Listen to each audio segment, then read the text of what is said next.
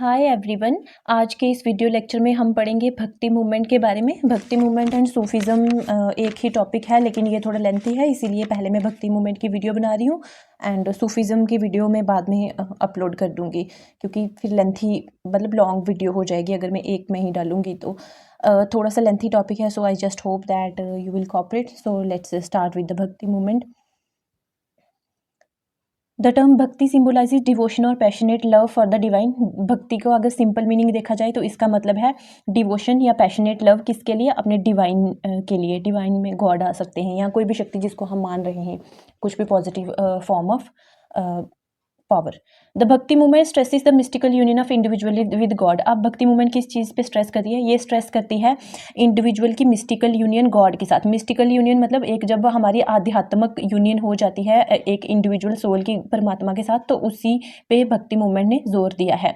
Medieval time में हम देखेंगे भक्ति मूवमेंट इमर्ज जो हुई थी, इसका इमर्जेंस मेडिवल टाइम में ही हुआ था। एंड इसने किस चीज़ पे जोर दिया था? इसने जोर दिया था single minded intense devotion to god. या सिंपली आप याद रख सकते हैं, इसने गॉड के प्रति डिवोशन पे जोर दिया है। भक्ति मूवमेंट इस सिद्धांत पे बेस्ड थी कि भगवान और इंसान का जो रिलेशनशिप है वो किसके थ्रू होना चाहिए? वो लव एंड वर्शिप के थ्रू होना चाहिए, ना कि धार्मिक आडंबरों के थ्रू या जो ये हम फालतू के रिचुअल्स या अनुष्ठान करते हैं उनके थ्रू, या जो बड़ी बड़ी रिलीजियस सेरेमनीज हैं उनके थ्रू। तो उन्होंने बोला बड़े बड़े अनुष्ठान करने की जरूरत नहीं है, सिर्फ आप सच्चे दिल से परमात्मा को याद करिए तो परमात्मा जो है आपको मिल जाएंगे या आपकी पुकार सुन लेंगे। द ओरिजिन ऑफ भक्ति मूवमेंट इज ट्रेस्ड इन वेदास। भक्ति मूवमेंट का ओरिजिन सबसे पहले हमें वेदास में देखने को मिलता है, लेकिन इसकी रियल डेवलपमेंट देखने को मिलेगी 7th सेंचुरी में।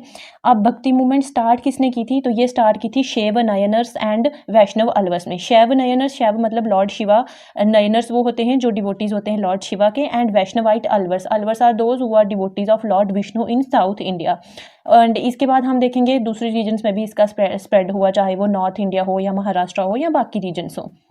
फिर है इमोशनल साइड ऑफ वैष्णविज्म। तो इमोशनल साइड है जो वैष्णविज्म की, ये रिप्रेजेंट की जाती है अलवर्स के थ्रू, एंड अलवर्स इसको रिप्रेजेंट करते हैं कलेक्टिव सॉन्ग्स के थ्रू जिनको प्रबंधम बोला जाता है। इंटेलेक्चुअल साइड की अगर बात की जाए तो वैष्णविज्म की इंटेलेक्चुअल साइड रिप्रेजेंट की जाती है थ्रू द आचार्यस। अब देख लेते हैं ओरिजिन ऑफ भक्ति मूवमेंट। तो कुछ स्कॉलर्स ये बिलीव करते हैं कि भक्ति मूवमेंट जो है ये किसकी वजह से आई थी? फीडल ऑपरेशन, मतलब सामंतवाद उस टाइम पे चल रहा था, इनके ऑपरेशन की वजह से, एंड राजपूत और ब्राह्मण्स की जो डोमिनेसी चल रही थी उसके as something to counter that ये भक्ति मूवमेंट इमर्ज हुई थी। लेकिन दूसरा ग्रुप है स्कॉलर्स का, वो कहता है कि अर्ली मेडिवल पीरियड में ये मूवमेंट इमर्ज हुई थी किसी दूसरे रीजन्स की वजह से। तो वो रीजन्स क्या हैं हम देखेंगे। 13th और 14th सेंचुरीज में गुड्स की डिमांड इंक्रीज हो गई थी, जिसकी वजह से आर्टिशंस गांव से निकल के शहरों की तरफ उन्होंने माइग्रेट करना शुरू कर दिया था। अब जब ये यहाँ माइग्रेट करेंगे तो इसको सपोर्ट मिलेगा उन सब सेक्शंस ऑफ सोसाइटी का जिनको सोसाइटी में इंफीरियर समझा जाता था, या सोशल हायरार्की में जिनको अनटचेबल समझा जाता था, या नीचे मतलब लो स्टेटस उनको दिया गया था ब्राह्मणिकल सिस्टम में। तो इन सब चीज़ों के खिलाफ जो है भक्ति मूवमेंट शुरू होगी। इसके बाद है टाइप्स ऑफ भक्ति मूवमेंट। तो बेसिकली दो तरह की भक्ति मूवमेंट दो तरह की भक्ति जो है वो हमें देखने को मिलेगी। एक है सगुण, एक है निर्गुण। सगुण वो है जिसका कोई आकार होता है, कोई रूप होता है। निर्गुण वो होती है जिसमें हम फॉर्मलेस गॉड की वर्शिप करते हैं। तो देख लेते हैं इन दोनों का डिफरेंस। सबसे पहले है सगुण। Saguna represented the poet saints who composed verses extolling a god with attributes और फॉर्म। एक्सटॉल मतलब होता है प्रशंसा करना। तो सगुण भक्ति उस तरह की भक्ति है जिसमें हम भगवान को कुछ फॉर्म समझते हैं। जैसे हमने अलग अलग गॉड को अलग अलग एट्रीब्यूट्स प्रोवाइड किए होते हैं कि जैसे अगर शंकर भगवान है तो वो ऐसे दिखते हैं, उनकी फॉर्म ऐसी है, वो ऐसे वस्त्र पहनते हैं या उनकी शेप ऐसी है। या कृष्ण भगवान है वो देखने में ऐसे लगते हैं, उनके हाथ में चक्र है, या शंकर भगवान के हाथ में त्रिशूल है। तो मतलब हम क्या करें, उनको कहीं ना कहीं एट्रीब्यूट्स प्रोवाइड करें। लेकिन निर्गुण भक्ति में हम देखेंगे भगवान को विदाउट ऑल एट्रीब्यूट्स देखा जाता है। ये बोला जाता है कि भगवान की कोई फॉर्म नहीं है, जैसे हम जो मतलब ज्योति के रूप में है वो, ठीक है। They were also known as monotheistic bhakti saints. और जो निर्गुण भक्ति सेंट्स हैं उनको मोनोथिस्टिक भक्ति सेंट्स भी बोला जाता है। अब सगुण भक्ति के जो मेन सेंट्स थे वो थे तुलसीदास, चैतन्य, सूरदास, मीरा। ये मेन प्रोपोनेंट्स थे सगुण भक्ति के। दूसरी तरफ है निर्गुण भक्ति, इनके मेन प्रोपोनेंट्स थे नानक और कबीर। अब ये लास्ट वाले पॉइंट में है सम ऑफ अदर भक्ति सेंट्स, कुछ और निर्गुण भक्ति सेंट्स कौन कौन से थे? कबीर, गुरु नानक, दादू दयाल, तो ये सब। उसके बाद सगुण पोएट्स जो हैं ये थोड़ा बहुत ब्राह्मण्स की डोमिनेंसी जो है उसको मानते हैं और कहीं ना कहीं ये थोड़ा बहुत कास्ट सिस्टम को सपोर्ट करते थे। लेकिन निर्गुण भक्ति जो है इसने कम्प्लीटली जो है डिनाई किया है ब्राह्मण्स की डोमिनेंसी को एंड कास्ट सिस्टम को भी। सगुन वाले जो हैं ये बोलते थे कि हमें कम्प्लीटली सरेंडर करना है भगवान के सामने, हमें आत्मसमर्पण कर देना है, फेथ रखना है अपने पर्सनल गॉड में, और ये मूर्ति पूजा को भी सपोर्ट करते थे। जबकि निर्गुण भक्ति वाले मूर्ति पूजा को सपोर्ट नहीं करते थे, they do not support idol worship. निर्गुण भक्ति वाले बिलीव करते थे फॉर्म की वर्शिप में, कि भगवान की कोई ना कोई फॉर्म है, लेकिन सगुण भक्ति वाले बिलीव करेंगे फॉर्मलेस वर्शिप में, निर्गुण भक्ति वाले। अब निर्गुण भक्ति का एक और पॉइंट है, they gave importance to personal experience with god. अब ये भी पर्सनल एक्सपीरियंस पे जोर देते हैं एंड ये भगवान को अलग अलग नाम और अलग अलग टाइटल से तो पुकारते हैं, लेकिन इनका मानना है कि भगवान एक ही है, तो मतलब मोनोथिस्टिक गॉड में ये बिलीव करते हैं। It seem that their ideas were synthesis of 3 tradition. अब ये जो निर्गुण भक्ति वाले हैं इनके आइडियाज में हमें 3 ट्रेडिशंस का सिंथेसिस मतलब उनका मिक्सचर देखने को मिलता है। तो सबसे पहले इसमें आएगा वैष्णव कॉन्सेप्ट ऑफ भक्ति, दूसरा इसमें नाथपंथी मूवमेंट एंड तीसरा सूफिज्म। अब वैष्णव भक्ति में वही आ जाएंगे जो लोग भगवान विष्णु के डिवोटीज होते हैं। नाथपंथी मूवमेंट में क्या होता है, मेडिटेशन पे जोर दिया जाता है। इसमें बोला जाता है कि अगर आपको मतलब कुछ आध्यात्म की नॉलेज चाहिए तो आपको सबसे पहले मेडिटेशन करनी पड़ेगी, ध्यान लगाना पड़ेगा, तभी जाके आप आध्यात्म को पा सकते हैं। एंड तीसरा था इसमें सूफिज्म। अब ये सब हैं, अब बेशक ये वैष्णविज्म में बिलीव कर रही है, लेकिन फिर भी ये लोग क्या करेंगे, आइडल वर्शिप में बिलीव नहीं करेंगे और इसको निर्गुण ओरिएंटेशन देंगे। सगुण भक्ति वाले बिलीव करते थे कि गॉड बिगेस्ट मैनिफेस्टेशन है हर एक चीज़ की जो भी परफेक्ट है। तो मतलब इनका कहने का तात्पर्य ये है कि जो सबसे परफेक्ट चीज़ है अगर इस पूरे यूनिवर्स में कोई, तो वो गॉड ही है। एंड निर्गुण भक्ति जो है ये इंट्रोड्यूस की गई थी आदि शंकर के द्वारा।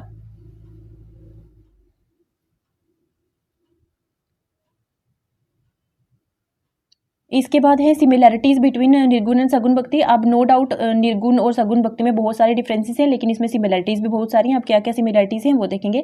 Both laid stress on personal relationship with divine. दोनों ने बोला है कि भगवान के साथ हमारा पर्सनल रिलेशनशिप होना चाहिए। And believed singular devotion and love for God. अब इन्होंने बोला कि भगवान के लिए हमें अपने मन में श्रद्धा रखनी है और प्रेम का भाव रखना है। दोनों रिचुअल ऑब्जर्वेंसीज के अगेंस्ट थे, ब्राह्मण प्रीस्ट के अगेंस्ट थे। एंड इसमें हम देखेंगे बहुत सारे हमें ऐसे सैंट्स देखने को मिलेंगे जो कि लो कास्ट लिनिएजेस से बिलोंग करते थे। अब दोनों क्या करेंगे, निर्गुण भक्त और सगुण भक्त दोनों क्या करेंगे, दोनों रीजनल लैंग्वेजेस यूज़ कर रहे थे लोगों में प्रोपोगेट करने के लिए अपने ideas. And as oppose to sacred language Sanskrit. उस टाइम पे संस्कृत को सैक्रेड लैंग्वेज माना जाता था, लेकिन संस्कृत को सैक्रेड लैंग्वेज के साथ साथ एलीट लैंग्वेज भी माना जाता था, मतलब जो समाज के उच्च वर्ग के द्वारा भाषा बोली जाती है वो।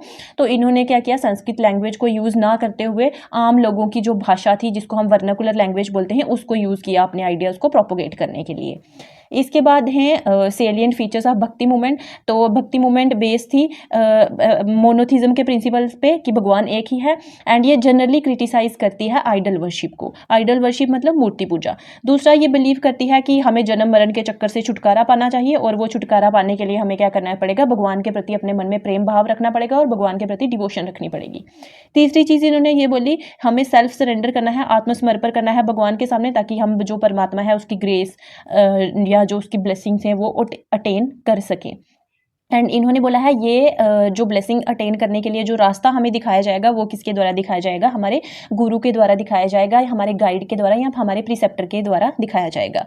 Preach the principle of universal brotherhood. अब इन्होंने पूरी दुनिया में भाईचारे की जो सिद्धांत है या भाईचारे का जो प्रिंसिपल है उसको प्रीच किया। ये रिचुअल्स, पिलग्रिमेजेस और फास्ट्स के अगेंस्ट थे। इन्होंने कास्ट सिस्टम को स्ट्रांगली अपोज किया है जो कि लोगों को बर्थ के बेस पे डिवाइड करता था। तो इन्होंने बोला था कास्ट वास्ट कुछ नहीं होता, हमने ही बनाया है, भगवान ने हम सबको एक जैसा ही बना के भेजा है।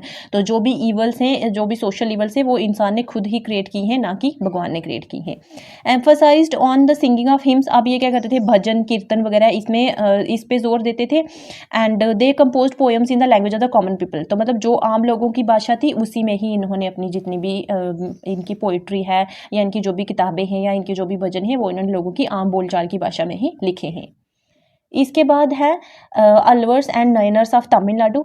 तो सबसे पहले जान लेते हैं अलवर्स और नयनर्स होते कौन से हैं। Alvars are those who are devotees of Lord Vishnu and Nayanars are those who are devotees of Lord Shiva. तो मतलब भगवान विष्णु को मानने वाले जो डिवोटीज हैं उनको अलवर्स बोला गया, और जो भगवान शिव को मानने वाले डिवोटीज हैं उनको बोला गया है नयनर्स।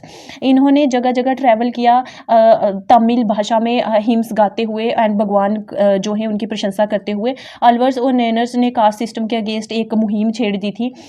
इसमें भक्त या डिसाइपल जो हैं ये हमें अलग अलग सोशल बैकग्राउंड से देखने को मिलते हैं, मतलब हाई से लेकर लो तक, ब्राह्मण से लेकर आर्टिसन तक, कल्टीवेटर्स, इवन कि इसमें वो लोग भी थे जिनको सोसाइटी के द्वारा अनटचेबल माना जाता था। तो इन्होंने बहुत अच्छी अच्छी बातें बताई हैं कि कैसे हमें सोसाइटी में मिलजुल के रहना है बिना किसी डिस्क्रिमिनेशन के।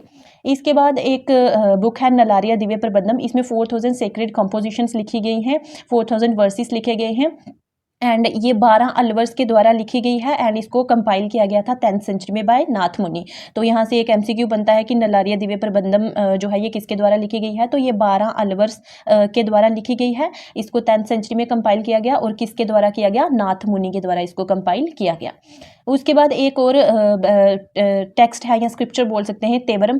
तेवरम जो है ये कलेक्शन है फर्स्ट 7 वॉल्यूम्स ऑफ तिरुमुराई बुक की, जो कि एक डिवोशनल पोइट्री है जिसमें सुंदरार, अपार और संबंधित जो है इनके पोइट्री देखने को मिलती है। तो ये जो सुंदरार, अपार और संबंधित है ये सब शैव सैंड से, मतलब शैवा डिवोटीज है जिनको हम नयनर्स भी बोलते हैं। तो इसमें उन्होंने भगवान शिव के बारे में बहुत सारी चीज़ें लिखी हैं, और इसके अलावा इन्होंने इसमें हेजियोग्राफिक अकाउंट लिखे हैं अर्ली शैव सैंड्स के डिवोशनल पोइट्री में। तो हेजियोग्राफिक मतलब कुछ भी जिसमें आप लिखते हो किसी की प्रशंसा के बारे में, तो उसको हम हेजियोग्राफी, मतलब किसी के जीवन के बारे में आप कुछ लिख रहे हो तो उसको हेजियोग्राफी बोलते हैं।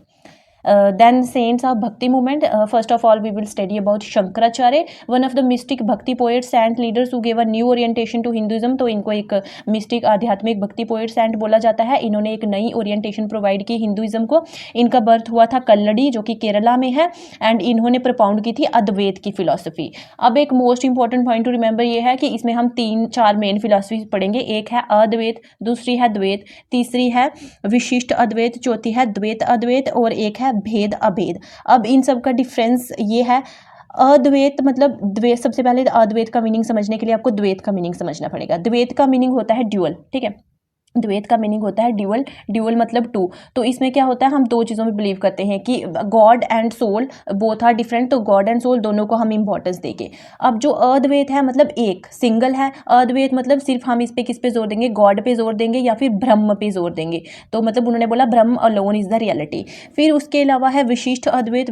विशिष्ट अद्वैत फिलॉसफी में हम क्या बोलते हैं, Brahm alone is the supreme reality but is characterized by multiplicity. मतलब ब्रह्म जो है वो ही एक सुप्रीम रियलिटी है, सबसे बड़ी रियलिटी ब्रह्म ही है, लेकिन इसमें मल्टीप्लिसिटी है, मतलब इसके और भी एट्रीब्यूट्स हैं। और ये बिलीव करता है कि एक यूनिटी तो है, यूनिटी में तो ब्रह्म है, लेकिन उसके नीचे हमें डाइवर्सिटी भी देखने को मिलेगी, और वो डाइवर्सिटी आएगी किसके नीचे, ब्रह्म के नीचे ही, उस यूनिटी के नीचे ही डाइवर्सिटी आएगी। मतलब ब्रह्म सबसे ऊपर है, और आत्मा जिसको हम सोल बोलते हैं, and the second one is matter जिसको हम यूनिवर्स या वर्ल्ड बोलते हैं, वो किसके नीचे आता है, ब्रह्म के नीचे आता है। मतलब एक हायरार्की टाइप बना देंगे।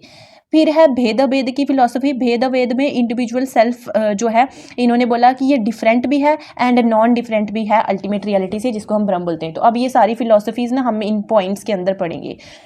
अब आते हैं फिर से अद्वैत पे।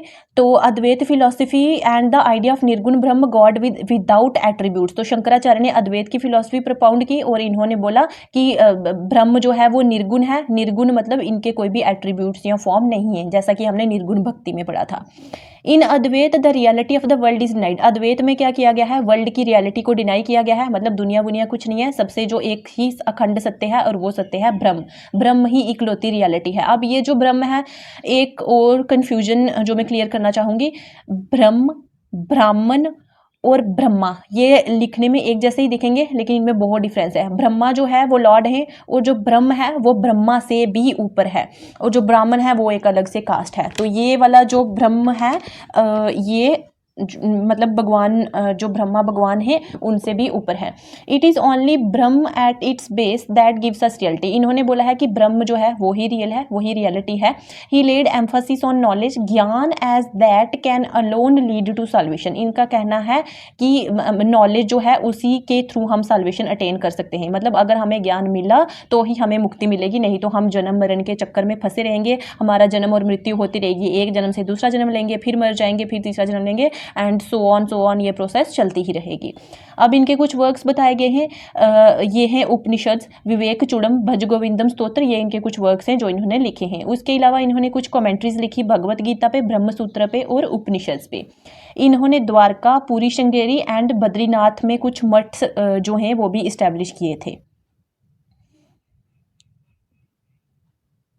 Then we have Ramanuja. तो रामानुज का टाइम पीरियड है 1017 से 1137 CE। 12th सेंचुरी में रामानुज का बर्थ होता है श्री पेरुम्बुदूर में, जो कि चेन्नई के पास है। आजकल के अगर प्रेजेंट चेन्नई की बात की जाए तो इसके पास है। इन्होंने विशिष्ट अद्वैत की फिलॉसफी प्रीच की थी। विशिष्ट अद्वैत मतलब क्वालिफाइड मोनिज्म। विशिष्ट अद्वैत में हम देखते हैं तीन चीज़ें, कि ब्रह्म इसमें रियलिटी है, लेकिन ब्रह्म के नीचे भी दो चीज़ें आती हैं और वो हैं वर्ल्ड एंड सोल। वर्ल्ड को हम यूनिवर्स भी बोलते हैं और सोल मतलब हमारी जो जीव आत्मा है या जो आत्मा है। According to Ramanuja, god, soul and matter are real. Ramanuja ने क्या बोला है? भगवान जिसको हम परमात्मा बोलते हैं, सोल हमारी जीवात्मा, परमात्मा जीवात्मा, और मैटर जिसको हम यूनिवर्स बोलते हैं, संसार, ये रियल है। लेकिन गॉड जो है ये इनर सबस्टांस है और बाकी वाली जो चीज़ें हैं वो इनके एट्रीब्यूट हैं। मतलब गॉड सेंटर में आएंगे और सोल एंड मैटर जो है ये इन्हीं की एक मैनिफेस्टेशन या इन्हीं के एट्रीब्यूट्स हैं।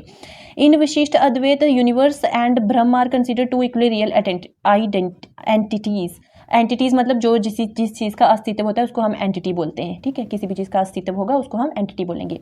विशिष्ट अद्वैत में यूनिवर्स एंड ब्रह्म को इक्वली रियल एंटिटीज़ माना गया है, ड्यूअलिज्म की तरह ही। लेकिन डिफरेंस यहाँ पे इतना है कि ड्यूअलिज्म में यूनिवर्स को अलग देखा जाता है और ब्रह्म को अलग देखा जाता है, लेकिन विशिष्ट अद्वैत में यूनिवर्स और ब्रह्म, यूनिवर्स जो है उसको ब्रह्म का पार्ट ही देखा जाता है और ये बोला जाता है कि यूनिवर्स ब्रह्म से ही बना है।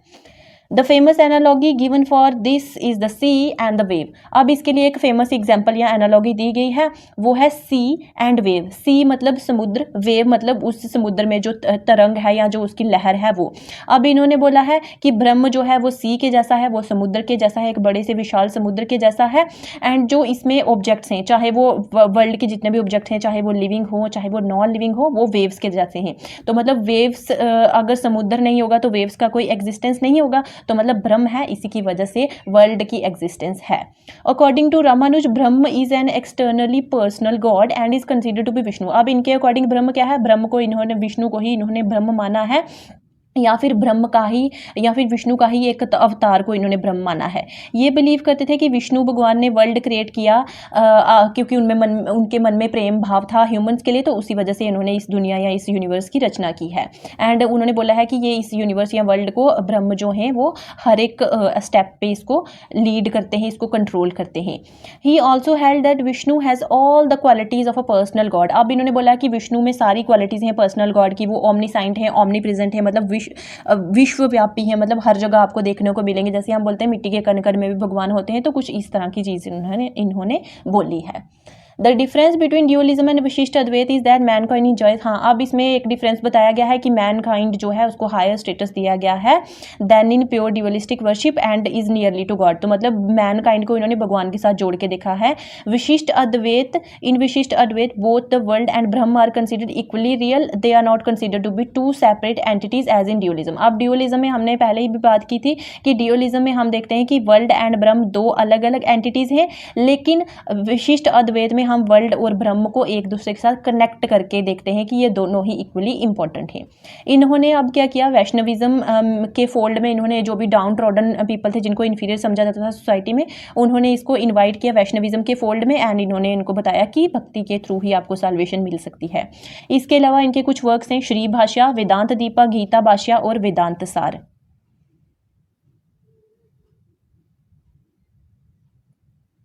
देन वी है माधवाचार्य। माधवाचार्य कन्नड़ से थे। इन्होंने द्वैत या ड्यूअलिज्म की फिलॉसफी जो है वो प्रीच की। ड्यूअलिज्म या द्वैत की फिलॉसफी में क्या होता है, जीवात्मा और परमात्मा जो दो चीज़ें होती है, jivatma means soul and paramatma means Brahm. According to his philosophy the world is not an illusion but a reality and full of real distinction. अब माधवाचार्य के अकॉर्डिंग, माधवाचार्य की अगर फिलॉसफी देखी जाए तो उसके अकॉर्डिंग ये बोला गया है कि वर्ल्ड जो है वो कोई इल्यूजन नहीं है, वो कोई धोखा या माया नहीं है, बल्कि एक रियलिटी है और इसमें हमें बहुत सारी डिस्टिंक्शंस जो हैं अलग अलग चीज़ें देखने को मिलती हैं।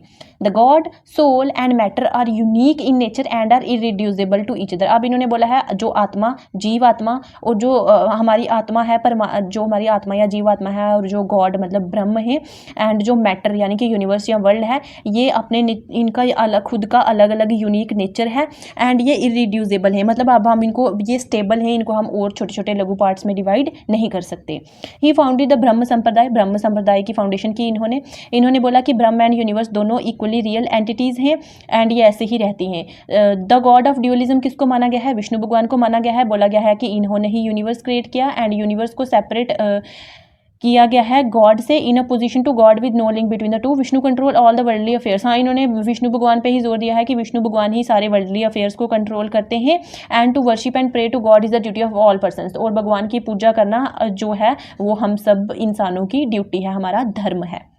देन वी हैव निम्बार्क, ये यंगर कंटेम्प्रेरी थे रामानुज के। ये पूछ सकते हैं कि किसके कंटेम्प्रेरी थे निम्बार्क, तो रामानुज के कंटेम्प्रेरी थे। इन्होंने द्वैत अद्वैत की फिलॉसफी प्रपाउंड की एंड भेद अभेद की फिलॉसफी प्रपाउंड की। अब द्वैत अद्वैत में क्या है, उसमें भी तीन चीज़ें हैं, यूनिवर्स है, गॉड है और सोल है, लेकिन फ़र्क इसमें इतना है कि ये तीनों इंटरकनेक्टेड बताए गए हैं। मतलब ये बोला गया है कि सबसे ऊपर ब्रह्म है और सोल एंड जो वर्ल्ड है वो किसके अधीन है, वो गॉड के अधीन है। The Bheda philosophy like Vishishta Advaita also believes that the world and the Brahma are both equally real and the world is a part of Brahma. The difference is in emphasis only. Bheda philosophy जो है विशिष्ट अद्वैत की philosophy की तरह ये भी यही बताती है कि जो दुनिया है, जो संसार है, यूनिवर्स है और जो ब्रह्म है, ये दोनों इक्वली रियल है, मतलब एक जैसे ही रियल है। जितना ब्रह्म रियल है उतना ही वर्ल्ड भी रियल है एंड वर्ल्ड जो है वो ब्रह्म का ही पार्ट है। डिफरेंस सिर्फ किस चीज़ में है, डिफरेंस है एम्फासिस पे, मतलब जो उन पे जोर दे रहे हैं सिर्फ उस पर ही डिफरेंस दिया गया कि ब्रह्म पे ज़्यादा जोर दिया जा रहा है और वर्ल्ड पे कम दिया जा रहा है। ही was the preacher of Vaishnavite भक्ति इन द तेलंगाना रीजन। तो तेलंगाना रीजन में इन्होंने वैष्णवाइट भक्ति जो है उसका प्रचार प्रसार किया।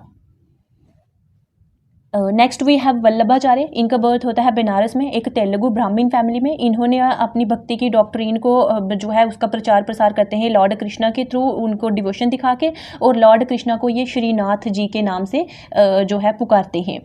इन्होंने पुष्टि मार्ग की फाउंडेशन की। तो यहाँ से क्वेश्चन बनता है कि पुष्टि मार्ग की फाउंडेशन किसने की थी, वल्लभाचार्य ने की थी। पुष्टि मार्ग को पाथ ऑफ ग्रेस भी बोला जाता है। ये एक ऐसा रास्ता है जो डिवोटी को सिखाता है कि उसने कैसे अपना मतलब सेल्फलेस लव दिखाना है या डिवोशन दिखानी है, कैसे श्रीनाथ जी के लिए बिना कुछ मन में आशा किए कि अच्छा अगर हम ऐसा करेंगे तो भगवान हमें बड़ा घर देंगे, गाड़ी देंगे या कोई और मटेरियल एस्पेक्ट चीज़ देंगे। तो उन्होंने बोला सिर्फ आपने किस चीज़ की आशा करनी है कि हमें भगवान का प्रेम मिलेगा और हम भगवान के प्रेम के पात्र बनेंगे। ही propounded द फिलॉसफी ऑफ शुद्ध अद्वैत, जिसको प्योर मोनिज्म बोला जाता है। शुद्ध अद्वैत की फिलॉसफी किसने propound की थी, वल्लभाचार्य जी ने propound की थी। अब ये जो शुद्ध अद्वैत की फिलॉसफी है ये बेस से बनाती है पुष्टि मार्ग डिवोशनल प्रैक्टिस का। शुद्ध अद्वैत जो है अद्वैत की तरह ये भी बिलीव करती है कि पूरा यूनिवर्स किसकी मैनिफेस्टेशन है, ब्रह्म की ही मैनिफेस्टेशन है, मतलब ब्रह्म का ही एक रूप है, ब्रह्म ने ही इसको बनाया है। एंड ये एक सिक्के के दो पहलू की तरह है। अगर एक तरफ से देखोगे तो आपको ब्रह्म दिखेगा एक सिक्के की तरफ, और सिक्के को उल्टा करके देखोगे तो यूनिवर्स दिखेगा। तो मतलब एक ही सिक्के के दो पहलू बताए गए हैं, एक पहलू है ब्रह्म और दूसरा पहलू है यूनिवर्स। इसके अलावा इन्होंने रुद्र संप्रदाय को भी फाउंड किया था। तो रुद्र संप्रदाय को किसने फाउंड किया था, वल्लभाचार्य जी ने। अब इनके डिसाइपल का नाम था सूरदास। यहाँ से क्वेश्चन बनता है सूरदास किसके डिसाइपल थे, वल्लभाचार्य जी के डिसाइपल थे। वल्लभाचार्य जी के साथ मिलकर सूरदास ने कृष्णा कल्ट को नॉर्थ इंडिया में प्रोपोगेट किया। Then we have Vidyapati. Vidyapati को इनकी पोइट्री के लिए जाना जाता है जो कि इन्होंने भगवान शिव को डेडिकेट की है, और ये भगवान शिव को उग्न के नाम से पुकारते हैं। नाउ वी हैव भक्ति मूवमेंट इन महाराष्ट्र। महाराष्ट्र में भक्ति मूवमेंट विठोबा या विट्ठल के कल्ट के इर्द गिर्द घूमती है। विट्ठल या विठोबा कृष्ण भगवान का ही एक रूप है और इनकी पूजा बेसिकली कौन सी जगह पे की जाती है, पांढरपुर में। तो इसीलिए इसको पांढरपुर मूवमेंट भी कहा जाता है। अब पांढरपुर मूवमेंट का बहुत ज़्यादा सोशल और कल्चरल डेवलपमेंट देखने को मिलती है महाराष्ट्र में। जितने भी सोशल और कल्चरल डेवलपमेंट है उस पर पांढरपुर मूवमेंट का इन्फ्लुएंस हमें देखने को मिलता है। एग्जाम्पल के लिए बताया गया कि पांढरपुर मूवमेंट की वजह से मराठी लिटरेचर की डेवलपमेंट हुई और इसकी वजह से वुमेन का स्टेटस एलिवेट हुआ और जो कास्ट डिस्टिंक्शन थी उनको तोड़ने में हेल्प मिली।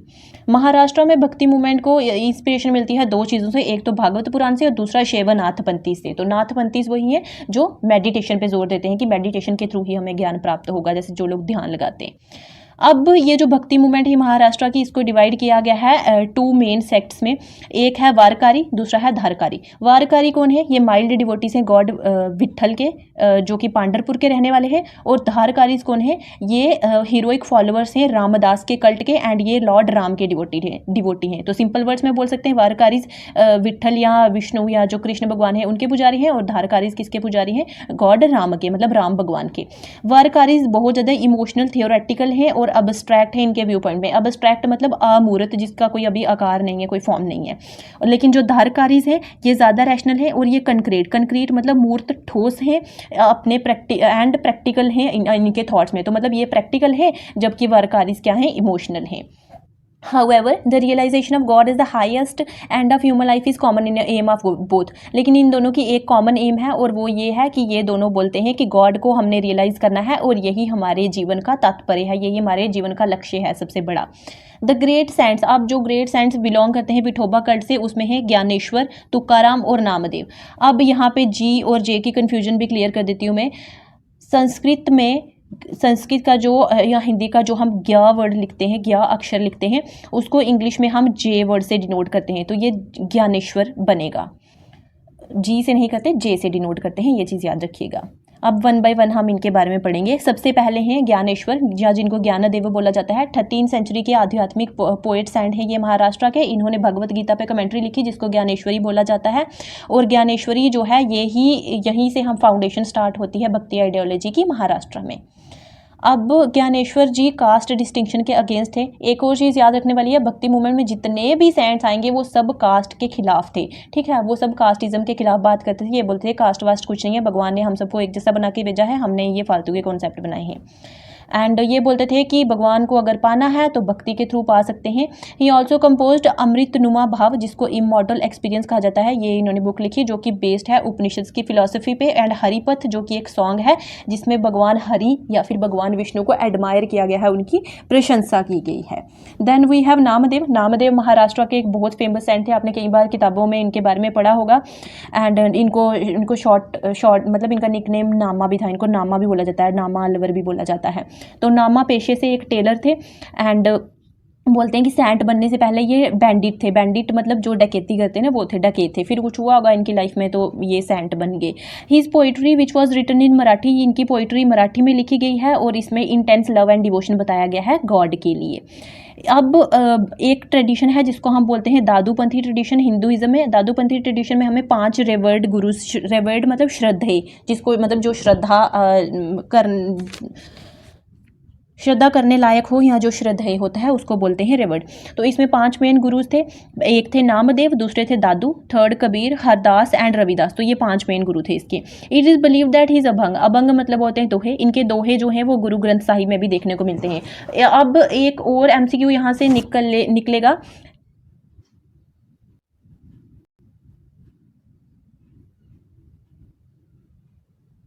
ओके फिर इसके बाद नामदेव जो हैं is said to have travelled far and wide, मतलब बहुत दूर दूर जगह पे गए ये। और इन्होंने क्या किया, वेट अ सेकेंड, एंड इन्होंने सूफी सेंट्स जो हैं दिल्ली के, उनके साथ भी इन्होंने बहुत सारी डिस्कशंस की। उसके बाद आएंगे Eknath.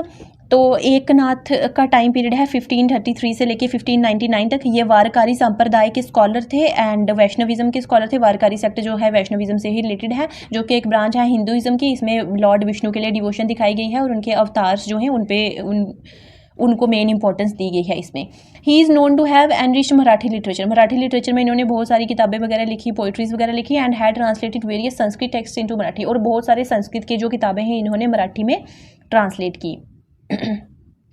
He also tried to shift the emphasis of Marathi literature from spiritual to narrative composition and introduced a new form of Marathi religious songs called बारूद. ये भी इंपॉर्टेंट पॉइंट है कि बारूद सॉन्ग्स जो हैं वो किसने इनिशिएट किए थे, तो एकनाथ जी ने किए थे.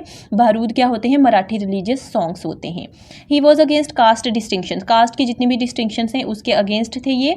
एंड इन्होंने बोला कि भगवान की नज़रों में ब्राह्मण या एक आउटकास्ट में कोई अंतर नहीं होता, ना ही हिंदू मुस्लिम में अंतर होता है. तो इसका इनके कहने का मतलब यही था कि भगवान की नज़रों में, परमात्मा की नज़रों में सब एक जैसे हैं, सब इक्वल हैं.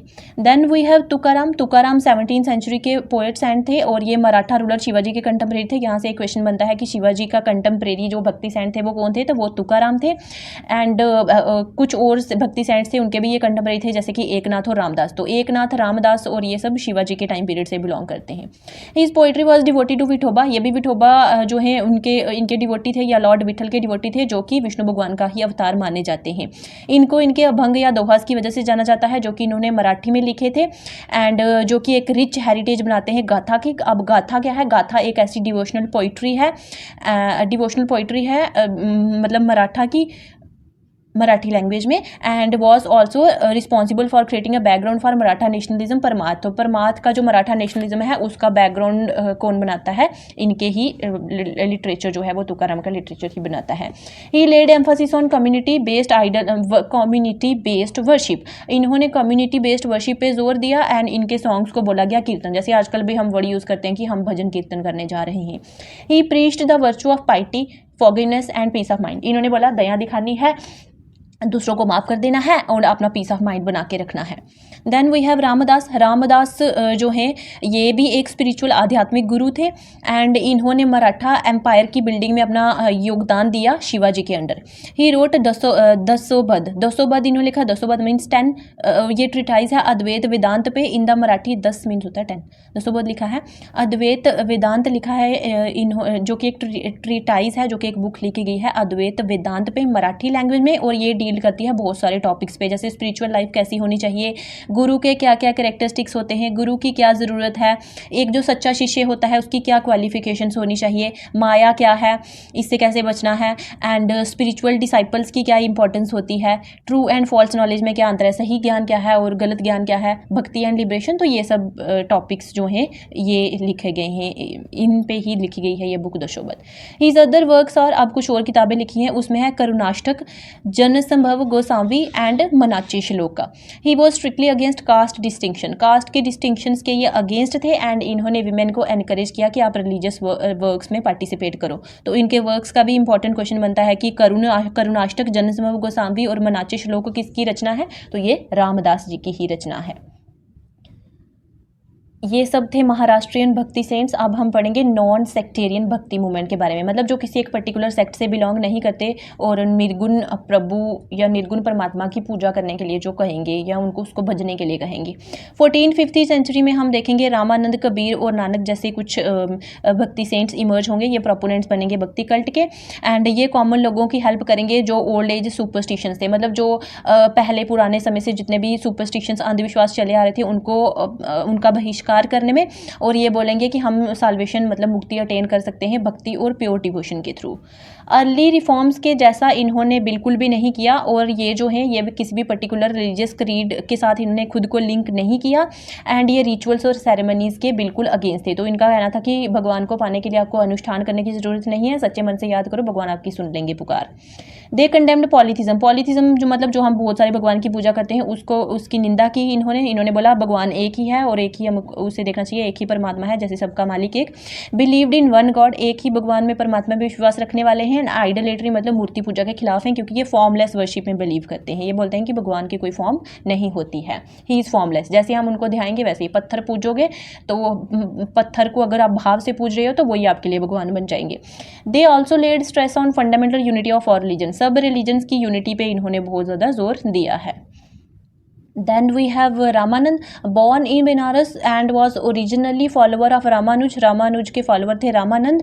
एंड लाइक अदर मोनोथीस्ट भक्ति सेंट्स, दूसरे मोनोथीस्ट भक्ति सेंट्स की तरह इन्होंने भी कास्ट सिस्टम को अपोज किया, उसके खिलाफ बात की. एंड इनके डिसाइपल्स जो है वो सोसाइटी के हर एक स्ट्रेटा से बिलोंग करते थे. फॉर एग्जाम्पल कबीर एक मुस्लिम वीवर थे. धन्ना एक जाट फार्मर थे। धन्ना के आपने बहुत सारे भजन सुने होंगे जब उन्होंने वो साग की सब्जी और मक्की की रोटी खिलाई थी भगवान कृष्ण को और भगवान उनके सामने प्रकट हो गए थे। देन पीपा जो कि एक राजपूत प्रिंस थे। उसके बाद सेना ये बार्बर थे। साधना बच्चर थे। रैदास कॉबलर यानी कि मोची थे। उसके बाद है नरहरि जो कि गोल्डस्मिथ थे। तो ये सब किसके फॉलोअर्स थे? रामानंद के फॉलोअर्स थे। अब 1 बाय 1 पढ़ लेते हैं इनको। सबसे पहले हैं कबीर। कबीर रामानंद जी के शिष्य थे एंड ये 5th सेंचुरी से बिलोंग करते थे। इनके आइकॉनिक वर्सेस हमें देखने को मिलते हैं आदि ग्रंथ में। तो आदि ग्रंथ में जो कि सिखों का एक पवित्र ग्रंथ है, तो इसमें देखने को मिलती हैं हमें कबीर के दोहे। According to tradition it is believe that he was born near Banaras. अगर ट्रेडिशन की बात करें तो इनके बर्थ की बात करें तो इनका बर्थ हुआ था बनारस के पास ही किसी गाँव में। और इनकी मदर जो है वो एक ब्राह्मण विडो थी। अब लोक लाज की शर्म की वजह से उन्होंने इनके जन्म के बाद इनको त्याग दिया एंड इनकी अपब्रिंगिंग एक मुस्लिम वीवर के घर में हुई। मतलब मुस्लिम जुलाहा, वीवर होता है जुलाहा जो कपड़ा वगैरह बुनते हैं। ही प्रोसेस एंड इंक्वायरिंग माइंड था इनको चीज़ें नई जानने की जिज्ञासा थी। अब इन्होंने हिंदुज़म के बारे में जाना। रामानंद जी ने इनको हायर नॉलेज प्रोवाइड की हिंदू और मुस्लिम रिलीजन्स की। इनको इस्लामिक टीचिंग्स के बारे में भी पता था एंड फिर ये हिंदू और मुस्लिम दोनों के रिलीजियस और फिलोसफिकल आइडियाज़ को पढ़ते हैं और ये कंक्लूजन निकालते हैं कि हिंदू मुस्लिम जो हैं ये मतलब एक ही परमात्मा के द्वारा बनाए गए हैं और जो भी डिफरेंसेस है वो हमने खुद ही क्रिएट किए हैं। He strongly denounced idol worship. Idol worship को ये डिनाउंस करते हैं, बोलते हैं मूर्ति पूजा में विश्वास नहीं रखते हैं। पिलग्रिमेज धार्मिक यात्रा में भी विश्वास नहीं रखते। रिचुअल्स अनुष्ठान में विश्वास नहीं रखते। कास्ट सिस्टम में भी विश्वास नहीं रखते थे एंड जो प्रैक्टिस है अनटचेबिलिटी की, छुआछूत की, उसमें भी ये विश्वास नहीं रखते थे और ये बोलते थे कि मैन जो है वो इक्वल है, मतलब भगवान ने सबको एक जैसा ही बनाया है। Kabir's object was to reconcile Hindu and Muslim. अब इन्होंने हिंदू और मुस्लिम्स की सुलह कराने की कोशिश की, उनके बीच हारमनी और पीस इस्टेब्लिश करने की कोशिश की। अब ये बोलते थे कि चाहे हिंदू हो या चाहे मुस्लिम, दोनों जो हैं एक ही मिट्टी से बने हुए बर्तन हैं। चाहे वो हिंदू हो या मुस्लिम हो, एक ही जो एंटिटी है उन्होंने उनको क्रिएट किया है। टू हिम राम एंड अल्लाह, उनके अकॉर्डिंग राम और अल्लाह एक ही हैं। टेम्पल और मॉस्क जो है वो भी एक जैसे ही हैं। अब इनके कुछ डिसाइपल्स थे, तो इनके डिसाइपल्स या जो इनके शिष्य या जो फॉलोअर्स थे उनको बोला गया कबीर पंथीज। अब इनके मेन डिसाइपल्स थे रैदास, गुरु नानक और धन्ना। तो रैदास एक टैनर थे, गुरु नानक जो है एक खत्री मर्चेंट थे और धन्ना एक जाट पीजेंट थे। पीजेंट मतलब किसान और खत्री मर्चेंट आपको पता है व्यापारी होता है और टैनर जो ये एनिमल्स की स्किन जो है वो रिमूव करते हैं। फिर कुछ इनकी बुक्स, तो इनकी कंपाइलेशंस लिखी गई हैं बीजक में एंड नाथपंथी सिद्ध एंड योगी जो हैं वो भी मतलब इनको सपोर्ट करते थे और ये रिचुअल्स को कंडेम्ड करते थे, ऑर्थोडॉक्स रिलीजन को कंडेम्ड करते थे, उसकी निंदा करते थे। एंड इन्होंने क्या किया, लॉजिकल आर्ग्यूमेंट्स और सिंपल भाषा जो है उसको यूज़ करते हुए, सिंपल तर्क देते हुए इन्होंने कास्ट सिस्टम जो है उसकी निंदा की, उसकी आलोचना की। They encourage the renunciation of world. इन्होंने बोला दुनिया में कुछ नहीं रखा, दुनिया में हमें अपना मन नहीं लगाना है, सिर्फ हमें उसे परमपिता परमेश्वर की सेवा करनी है और उसमें ही अपना मन लगा के रखना है। साल्वेशन, उनके अकॉर्डिंग अगर आपको मुक्ति चाहिए तो मुक्ति पाने के लिए आपको सबसे पहले करनी होगी मेडिटेशन। मेडिटेशन मतलब ध्यान लगाना होगा एंड इसको अचीव करने के लिए सबसे पहले आपको अपने माइंड को ट्रेन करना पड़ेगा एंड बॉडी को ट्रेन करना पड़ेगा। और माइंड और बॉडी को आप कैसे ट्रेन करेंगे? योग आसन के थ्रू, ब्रीदिंग एक्सरसाइजेस के थ्रू एंड मेडिटेशन के थ्रू करेंगे ट्रेन अपने माइंड को एंड तभी फिर हमें परमात्मा की प्राप्ति होगी। Now we have Vaishnavite movement apart from non sectarian movement. Non sectarian movement के अलावा हमें वैष्णवाइट मूवमेंट देखने को मिलेगी। वैष्णवाइट मूवमेंट का मेन कैरेक्टरिस्टिक वही है कि ये क्या करेंगे, विष्णु भगवान की पूजा पे ही जोर देंगे एंड इसमें जो विष्णु है उनको ही माना गया है यूनिवर्स का क्रिएटर। तो इसमें हम देखते हैं राम और कृष्ण जो है, जो कि दो मेन इनकारनेशन अवतार हैं गॉड विष्णु के, उस पर जोर दिया गया है और इन्हीं के वर्शिप के इर्द गिर्द ये मूवमेंट जो है वो घूमती है। Tulsidas was a worshipper of Ram. Tulsidas Ram प्रभु की सेवा करने वाले, उनके सेवक या उनके वर्शिपर, उनकी पूजा करने वाले पुजारी थे उनके। एंड इन्होंने एपिक पोएम लिखी है रामचरितमानस, जिसको पॉपुलरली तुलसी रामायण भी बोला जाता है। तुलसी रामायण में उन्होंने श्री राम को मोस्ट वर्चुअस, मतलब सबसे ज़्यादा गुण वाला, सबसे ज़्यादा पावरफुल और सुप्रीम रियलिटी, जिसको हम परम ब्रह्म बोलते हैं, उसका इम्बॉडीमेंट माना गया है। तो मतलब राम भगवान की बेसिकली इसमें प्रशंसा की गई है। 1585 सेंचुरी में हम देखते हैं जो कृष्णा कल्ट के फॉलोअर्स थे वो एक नया सेक्ट फाउंड करेंगे जिसको राधा वल्लभ सेक्ट बोला जाएगा और ये किसके अंडर किया जाएगा? हरिवंशा के अंडर। एक पॉपुलर भक्ति सेंट थे वल्लभाचार्य, तो इन्होंने कृष्णा भक्ति कल्ट को जो है उसको पॉपुलराइज किया तेलंगाना रीजन में। उसके बाद सूरदास जो कि वल्लभाचार्य के एक डिसाइपल थे, जो कि उनके शिष्य थे, ये हम पहले भी पढ़ चुके हैं। तो इन्होंने पॉपुलराइज किया कृष्णा कल्ट को नॉर्थ इंडिया में। सूरदास जी ने एक बुक लिखी जिसको हम सूर सागर बोलते हैं, ब्रज भाषा में लिखी गई है ये, और इसमें भगवान कृष्ण और जो उनकी बिलव्ड राधा है उसके बारे में लिखा गया है, उनके चाम के बारे में लिखा गया है। देन मीराबाई एक राजपूत प्रिंसेस थी, राजस्थान से बिलोंग करती थी, और ये ग्रेट डिवोटी थी भगवान कृष्ण की, और इन्होंने भक्ति मूवमेंट का प्रचार प्रसार करने में कैसे हेल्प की, इन्होंने अपने भजन के थ्रू हेल्प की। उसके बाद चैतन्य जो है ये भी वेल नोन सेंट हैं और सोशल रिफॉर्मर हैं बंगाल के, इन्होंने कृष्णा कल्ट को पॉपुलराइज किया।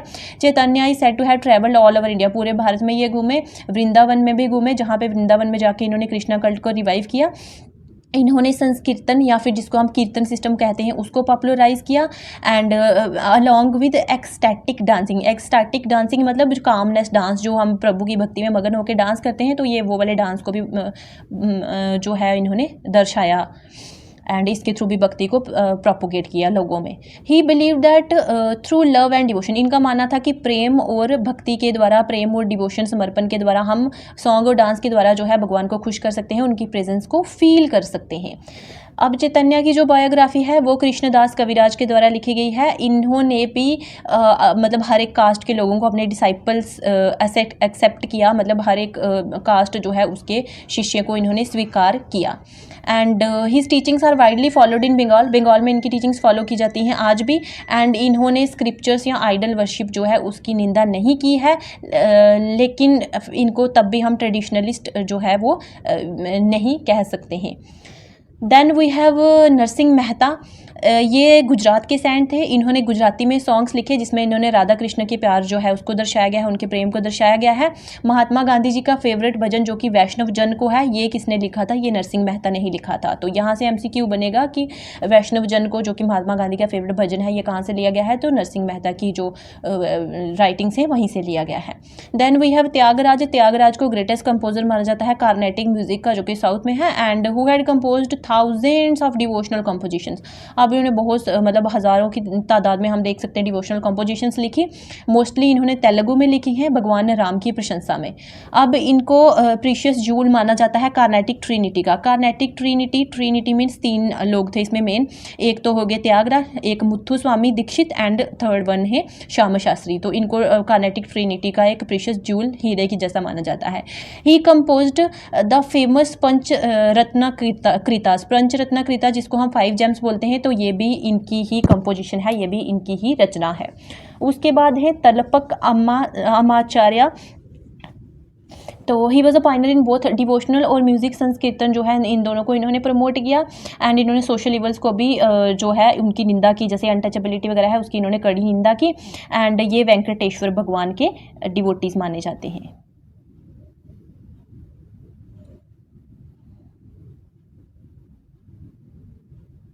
Now we have women in bhakti movement. तो इसके पहले हमने देखा कि मैन जो थे उनका क्या रोल रहेगा भक्ति मूवमेंट में, अब हम देखेंगे विमेन के रोल में। तो विमेन जो हैं वो दोनों काम करती थी। अब इसमें 2 तरह की विमेन्स आएंगी। एक विमेन वो आएंगी जो हाउस होल्ड कोर्स जो है वो परफॉर्म करते हुए भक्ति मूवमेंट जो है उसको प्रोपोगेट करेंगी या उसको परफॉर्म करेंगी, एंड दूसरी वो हैं जो घर बार त्याग देंगी, सोसाइटल नॉर्म्स जो है उनको छोड़ के चली जाएंगी और फिर भक्ति का प्रचार प्रसार करेंगी। तो इसमें मेन भक्ति सेंट थी अक्का महादेवी, 12th सेंचुरी की भक्ति सेंट है। ये सदर्न रीजन ऑफ कर्नाटका से बिलोंग करती है, एंड इनको अक्का का टाइटल मिला। अक्का का लिटरल मीनिंग होता है एल्डर सिस्टर, और ये टाइटल इनको मिला था इनके टाइम के जो ग्रेट फिलोसफर थे जैसे बसावन प्रभुदेव, माड़ीवाल्या, छन्ना बसावन, इनके द्वारा। एंड ये किसकी डिवोटी थी, लॉर्ड शिवा की डिवोटी थी। उसके बाद है जनाबाई, ये शूद्र कास्ट से बिलोंग करती थी 13th सेंचुरी से। अब she worked in the household of saint Namdev जो हमने पढ़ा था नामा अलवर, तो इनके घर में ये काम करती थी, जो कि एक मोस्ट रिस्पेक्टेड भक्ति सेंट्स थे। Though she had no formal education, कोई फॉर्मल एजुकेशन इनको नहीं मिली, लेकिन फिर भी इन्होंने बहुत सारी रचनाएं की। इन्होंने लगभग 300 पोएम्स लिखी हैं, एंड इन्होंने उसमें अपने जो इनको डोमेस्टिक कोर्स वगैरह इनको जो करने पड़े उसके बारे में लिखा है। एंड लो कॉस्ट वुमेन को उस टाइम पे सोसाइटी में जो रिस्ट्रिक्शंस फेस करनी पड़ती थी उसके बारे में इन्होंने लिखा है अपनी कविताओं में। देन मीराबाई और मीरा, ये हमने पहले पढ़ा था, राजपूत फैमिली से बिलोंग करती थी, वेल प्रेस्टिजियस फैमिली थी, रॉयल फैमिली थी राजाओं की। एंड इनकी शादी की गई थी राणा सांगा के सन से, जो कि मेवाड़ के रहने वाले थे। एंड अर्ली एज में इनकी शादी कर दी गई, लेकिन इनका मन नहीं लगा ना ही शादी में और ना ही इस दुनिया में। ये लॉर्ड कृष्णा की बहुत ज़्यादा बड़ी भक्त थी, तो इन्होंने अपना घर बार त्याग दिया और ये धार्मिक यात्रा पे निकल पड़ी। फिर अलग अलग जगहों पे इन्होंने धार्मिक यात्राएं की। अब इनकी पोइट्री में इनका रिलेशनशिप भगवान कृष्ण के साथ सिर्फ एक डिवोटी के जैसा नहीं दिखाया गया, इनको लॉर्ड कृष्ण जो है उनकी ब्राइड की तरह इनको ऐसे पोर्ट्रे किया गया है। उसके बाद है बहिनाबाई और बहना, 17वीं सेंचुरी की पोइट सेंट है महाराष्ट्र की। इन्होंने अलग अलग अभंग लिखे हैं, विमेन फोक सॉन्ग्स लिखे हैं, जिसमें ये बताती हैं वर्किंग वुमेन की लाइफ के बारे में, स्पेशली फील्ड्स में वो वुमेन कैसे काम करती थी उसके बारे में बताया गया है। फिर अंडल, अंडल इज़ द मोस्ट इंपॉर्टेंट, ये ओनली फीमेल अलवर थी। अलवर मतलब जो विष्णु भगवान की डिवोटी होते हैं, तो इकलौती फीमेल अलवर अंडल ही थी। एंड ये विष्णु भगवान की डिवोटी थी। इनके वर्सेस, इनकी जो कविताएं हैं उसमें इनका डिवोशन बताया गया है इनके भगवान के लिए। तो भगवान कौन से? विष्णु भगवान के लिए। Then we have Karaikal Ammaiyar. अब इसमें हम देखते हैं टोटल 63 नाइनर्स थे। 63 नाइनर्स में 60 जो थे वो मैन थे एंड सिर्फ 3 ही वीमेन थी। अब उस 3 वीमेन में जो है एक कराइकल अम्मयार भी एक उसमें इम्पोर्टेंट थी। तो इन्होंने असेटिसिज्म का पाथ चूज़ किया अपना गोल अटेन करने के लिए।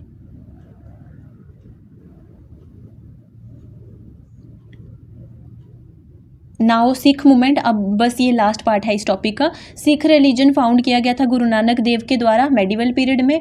ये एक माइनर रिलीजन की तरह स्टार्ट होता है, लेकिन बाद में इसको प्रोमिनेंस मिलती जाती है जैसे जैसे टाइम बीतता जाता है। इसमें 10 रिकॉग्नाइज्ड लिविंग गुरुज जो है नानक की लाइन के वो बताए गए हैं, गुरु नानक देव की लाइन के। सबसे पहले हम पढ़ेंगे गुरु नानक देव के बारे में। ये फाउंडर थे सिखिज्म के। इनका बर्थ हुआ था तालवंडी में, जो कि अभी लाहौर में है। And he preached God he supreme. उन्होंने बोला है कि भगवान ही सुप्रीम है, भगवान ही ऑल पावरफुल है, भगवान फॉर्मलेस है। परमात्मा जो है फॉर्मलेस है, कोई फॉर्म नहीं है परमात्मा की, इसीलिए इन्होंने आइडल वर्शिप की भी निंदा की है। इन्होंने बोला परमात्मा फियरलेस है, यूनिवर्सल सेल्फ एग्जिस्टेंस है, मतलब सब जगह एग्जिस्ट करता है परमात्मा। एवर लास्टिंग है, हमेशा मतलब अनश्वर है, ये हमेशा लास्ट करने वाला, मतलब हमेशा रहने वाले हैं। क्रिएटर है परमात्मा सभी चीज़ों के, ये इटर्नल है, अनश्वर है और ये ही इकलौता अखंड सत्य हैं। इन्होंने वेदास की अथॉरिटी को रिजेक्ट किया। ये कास्टिज्म के अगेंस्ट थे, रिचुअल्स के अगेंस्ट थे, जैसे गंगा में जाके नहाना या कोई सी भी होली वाटर में जाके नहाना, इस चीज़ के अगेंस्ट थे। इन्होंने सभी ह्यूमन बींग्स की इक्वालिटी पे जोर दिया, इररिस्पेक्टिव ऑफ एनी कास्ट, मतलब कोई भी कास्ट, जेंडर, रेस, क्रीड के डिफरेंसेस जो हैं उनको इग्नोर करते हुए इन्होंने हर एक इंसान की इक्वालिटी पे जोर दिया है। He encourage people to live a life of honesty. इन्होंने बोला ईमानदारी की ज़िंदगी जियो, सच की ज़िंदगी जियो, काइंडनेस, दया दिखाओ सबके लिए। He advise people to give up falsehood. इन्होंने बोला कि आपके फॉल्सूड जो है, मतलब झूठ जो है, या जो झूठी आपको कोई भी चीज़ दिखती है, फॉल्सिफिकेशन जो भी है, उसको आप छोड़ दो, सेल्फिशनेस छोड़ दो, हाइपोक्रेसी मतलब पाखंड करना छोड़ दो। He guided people to follow the principles of conduct and worship. इन्होंने बोला कि कंडक्ट एंड वर्शिप के प्रिंसिपल फॉलो करो, सच फॉलो करो, ट्रुथ फॉलो करो, हलाल मतलब लॉफुल अर्निंग करो, मतलब जैसे आजकल बड़े लोग ब्लैक मनी रखते हैं, तो इस चीज़ को इन्होंने कड़ी निंदा किया। खैर, विशिंग वेल फॉर अदर, मतलब सबका भला चाहना है। एंड नियत मतलब अपनी राइट इंटेंशन रखनी है हमने दूसरों के लिए, एंड परमात्मा की सर्विस करनी है। His philosophy consist of 3 basic elements. इनकी फिलॉसफी में 3 बेसिक एलिमेंट्स आते हैं। ए लीडिंग कैरिस्मेटिक पर्सनैलिटी, एक आएगा इसमें गुरु, सेकंड आएगा शब्द, थर्ड आएगा संगत। गुरु का मतलब जो आपको लीड करेगा, जो आपको दिखाएगा भक्ति का रास्ता कि अच्छा ये है आपकी अल्टीमेट डेस्टिनेशन। आइडियोलॉजी जो है उसको शब्द बोला गया है, एंड संगत मतलब ऑर्गेनाइजेशन। ही डिनाउंस्ड आइडल वर्शिप, मूर्ति पूजा को इन्होंने डिनाउंस किया है क्योंकि ये फॉर्मलेस गॉड में बिलीव करते हैं। इन्होंने इनकारनेशन यानी कि अवतार की जो थ्योरी है उसको भी रिजेक्ट किया है। इन्होंने लंगर का कॉन्सेप्ट लाया जिसको कम्युनिटी किचन बोला जाता है। इन्होंने बोला गॉड परमात्मा जो है वो निर्गुण है, निर्गुण मतलब एट्रीब्यूटलेस है, उसके कोई एट्रीब्यूट्स हैं, एंड निरंकार है, निरंकार मतलब जिसका कोई आकार नहीं है, फॉर्मलेस है जो। His main teachings can be summed up as a faith in one true lord, worship of the name. अब इनकी मेन टीचिंग्स जो हैं उनको सम अप कर सकते हैं कि इनका विश्वास है सिर्फ एक सच्चे बादशाह में, एंड वो है नाम जपना। तो नाम जपने पे इन्होंने काफ़ी जोर दिया है। Now we have Guru Angad. Guru Angad का बर्थ होता है बर्थ नेम भाई लहना के साथ, मतलब इनका बर्थ नेम भाई लहना था, बाद में इनको गुरु अंगद के नाम से जाना जाने लगा। इन्होंने गुरुमुखी स्क्रिप्ट को स्टैंडर्डाइज किया, पॉपुलराइज किया पंजाबी लैंग्वेज में। तो पंजाबी लैंग्वेज की जैसे स्क्रिप्ट आपको पता है गुरुमुखी है, जैसे हिंदी की देवनागरी है, वैसे पंजाबी लैंग्वेज की गुरुमुखी स्क्रिप्ट है। तो गुरुमुखी स्क्रिप्ट को गुरु अंगद ने ही स्टैंडर्डाइज और पॉपुलराइज किया था। इन्होंने गुरु नानक की टीचिंग्स को बहुत ज़्यादा मतलब फैलाने के लिए बहुत ज़्यादा एफर्ट्स लगाए इन्होंने नए रिलीजियस इंस्टीट्यूशंस इस्टेब्लिश किए, कुछ नए स्कूल्स इस्टेब्लिश किए। इन्होंने गुरु का लंगर जो इंस्टीट्यूशन है उसको पॉपुलराइज किया और उसको और ज़्यादा एक्सपैंड किया। इन्होंने मल अखाड़ा का ट्रेडिशन इस्टेब्लिश किया था फिजिकल और स्पिरिचुअल डेवलपमेंट के लिए। तो ये इंपॉर्टेंट है, मल अखाड़ा का जो ट्रेडिशन है ये किसने इस्टेब्लिश किया था, तो ये गुरु अंगद देव जी ने किया था। उसके बाद है गुरु रामदास। गुरु रामदास जी ने लंगर कम्युनिटी किचन का आइडिया उसको स्ट्रेंथन किया, पीरी सिस्टम इन्होंने दिया। तो यहाँ से क्वेश्चन बनेगा पीरी सिस्टम किसने दिया, गुरु अमरदास जी ने दिया। इन्होंने अकबर को बोला कि आप पिलग्रिम टैक्स हटा दो, मतलब जो धार्मिक यात्रा पे जो टैक्स लगाया जाता है वो हटा दिया जाए नॉन मुस्लिम्स के लिए जब वो गंगा और यमुना रिवर को क्रॉस करें। तो he preached against the sati system, sati system के अगेंस्ट इन्होंने बात की। एंड इन्होंने विडो रीमैरिज, मतलब जो विधवा होते हैं उनकी फिर से पुनर्विवाह कराने की बात की। And asked the women to discard the purdah, और इन्होंने बोला कि जो आप ये घूंघट या पर्दा वगैरह जो लेके रखती हो ये भी आपको लेने की ज़रूरत नहीं है। फिर है गुरु रामदास। इन्होंने 4 लावां लिखी हैं। तो इसमें जब हम देखते हैं सिक्स धर्म में जब शादी की जाती है तो 4 लावां ली जाती हैं गुरुद्वारा में। तो ये वही 4 लावां जिसको 4 स्टैंजर्स बोला जाता है, ये ऑफ आनंद कारज। आनंद कारज मतलब जो वही जब शादी वादी की जाती है।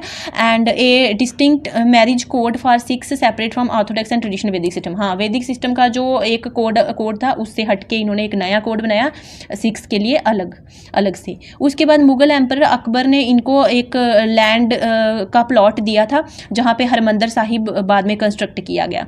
इन्होंने stone of Chak Ramdas of Ramdaspur, जिसको अभी अमृतसर बोला जाता है, उसकी फाउंडेशन स्टोन इन्होंने रखा। इन्होंने सुपरस्टिशंस, पिलग्रिमेजेस और कास्ट सिस्टम को पूरी तरीके से डिनाई किया है। Then we have Guru Arjan Dev. Guru Arjan Dev ji जो हैं इन्होंने आदि ग्रंथ को कंपाइल किया जिसको गुरु ग्रंथ साहिब बोला जाता है, और उसको इंस्टॉल किया इन्होंने श्री हरमंदिर साहिब में अमृतसर। ठीक है। ही कंप्लीटेड द कंस्ट्रक्शन ऑफ तारन, अमृतसर एंड करतारपुर। तारन, अमृतसर और करतारपुर की कंस्ट्रक्शन गुरु अर्जन देव ने ही कंप्लीट कराई थी। इनको फर्स्ट मार्टर बोला जाता है सिख रिलीजन का, most important to remember. He was executive by Jahangir. इनको एग्जीक्यूट मतलब इनको किसने मार दिया था, जहांगीर ने, क्योंकि इन्होंने उसके रेबेलियस सन खुसरो की मदद की थी। तो मतलब खुसरो ने रेबेलियन कर दी थी अपने फादर जहांगीर के अगेंस्ट, तो फिर वो चला गया गुरु अर्जन देव की शरण में। तो फिर इसीलिए जहांगीर ने गुस्से में आके गुरु अर्जन देव जी को एग्जीक्यूट कर दिया था।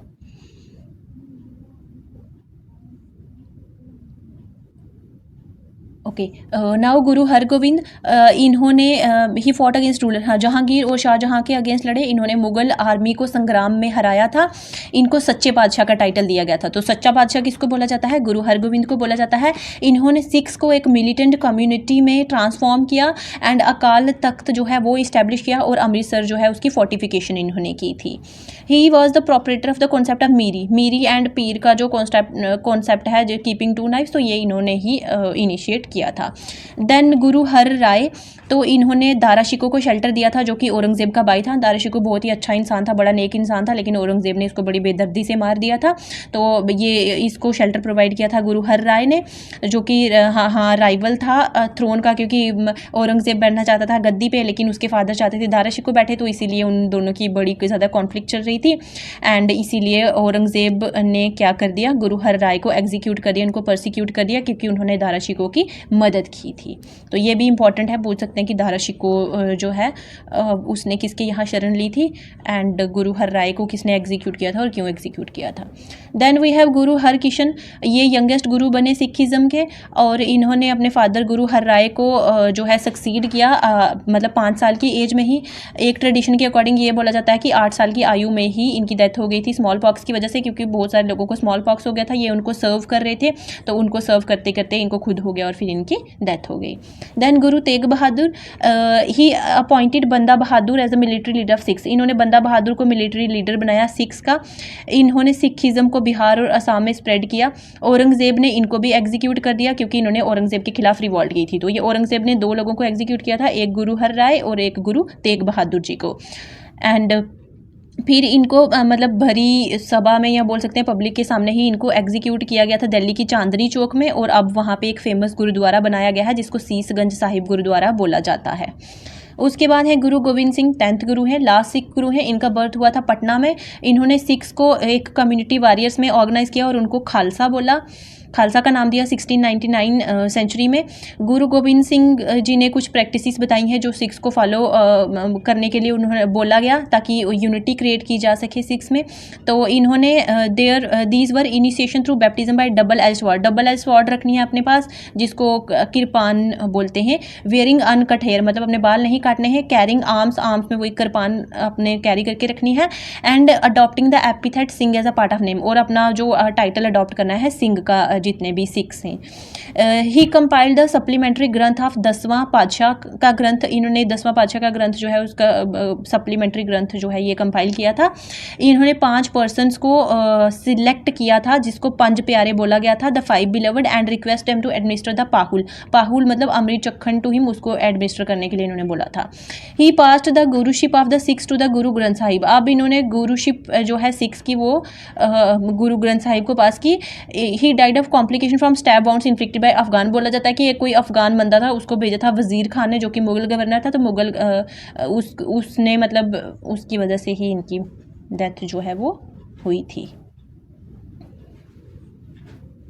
Now we have the conclusion. So importance of bhakti movement, the bhakti movement provided a spur for the development of regional languages, regional languages जो हैं उनको जो है प्रेरणा मिली या उनकी बहुत ज़्यादा डेवलपमेंट होती है भक्ति मूवमेंट की वजह से, जैसे हिंदी, मराठी, कन्नड़ वगैरह की। लोअर कास्ट जो हैं उनको ग्रेट इंपॉर्टेंस दी जाएगी क्योंकि अब उनकी प्रोमिनेंस जो है वो इंक्रीज हो जाएगी, अपलिफ्टमेंट होगी उनकी। एंड भक्ति मूवमेंट ने इक्वल इंपॉर्टेंस दी मैन एंड वुमेन को। And going on pilgrimages, caste distinction and superstition practices are to be given up, तो इन्होंने बोला ये जो धार्मिक यात्रा करते हैं या कास्ट डिस्टिंक्शन या जो भी सुपरस्टिशन अंधविश्वास है इनको हमने ख़त्म करना है। So that's all for today. I hope कि आपको समझ आया होगा और वीडियो अच्छी लगी होगी, और अगर वीडियो अच्छी लगी हो तो please like, share and subscribe the channel and share to your friends so that they can also gain some knowledge through it. Thank you. Bye bye.